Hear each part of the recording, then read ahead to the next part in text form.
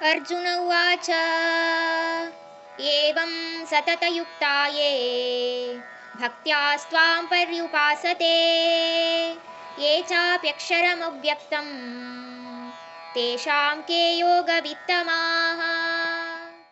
ಅರ್ಜುನ ಕೇಳೋದಕ್ಕೆ ಶುರು ಮಾಡ್ತಾನೆ.